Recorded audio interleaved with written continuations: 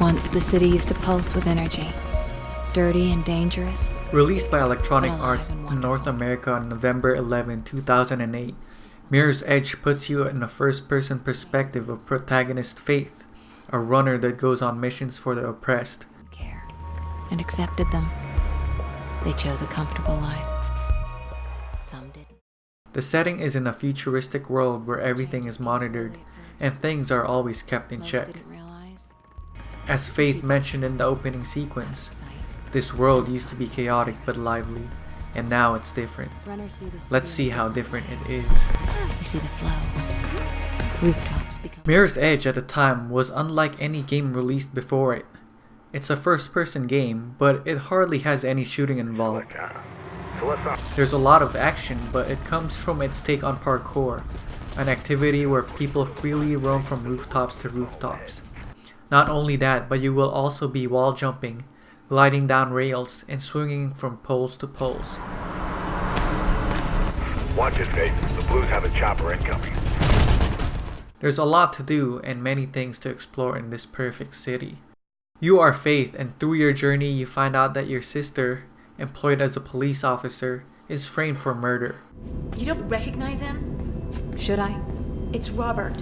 Robert Pope, friend of Dad's. Shit. That Pope. There are a lot of subplots along the way to find out about the killer, but the story is hard to keep track of. On one hand, you are jumping building to building, going past obstacles instinctively, but quickly shifts into a 2D animated sequence that covers parts of the story that you are quite passive to.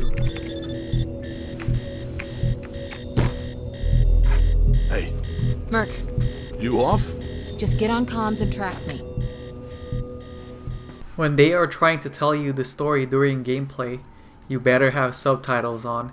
It's hard to hear what is being said over the microphone while so much action is taking place. Head up onto the rail overpass. It's the only way through. At first, you would probably be confused. Why use a first-person perspective that has a lot of action built in? Yeah, it does get nauseating at times, but the feeling is there when you do these stunts rather than watching a character do it. When the action is smooth, it feels great. It's like a first-person Sonic game. You get the adrenaline of moving from point A to point B, but not without a few hitches. Actually, a lot.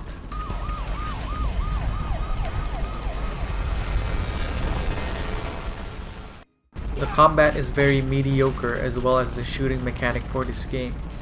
It totally stops the flow of the game. The aim feels very awkward and the mechanic for fighting an enemy is very shallow. The guns seem to have unlimited ammo and homing bullets as well. When you are trying to get past them, you better not be stuck figuring out where to go next, or you won't sustain the damage. But this will happen naturally. The graphics are very minimalistic and bright. Sometimes it's a bit too bright and that everything is just practically blinding, but then when you go inside other parts of the game, like buildings or tunnels, it looks very dark.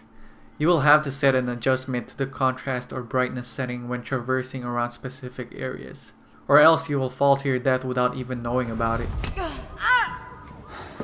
There are a lot of controls that needs to be remembered at the very beginning, and it does get more comfortable. But sometimes it doesn't work out as accurately as you think. On certain obstacles, your timing and the direction you are facing has to be pinpoint just to get it to work, and this will happen a lot. Same goes for interaction that needs to be spot on. Many things that really shouldn't even be needed to be done by the player.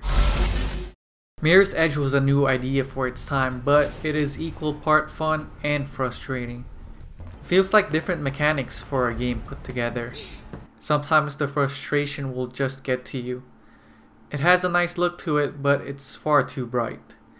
There are different areas presented to you within each chapter with different challenges, but it's only at its best when you are doing one thing: running and jumping.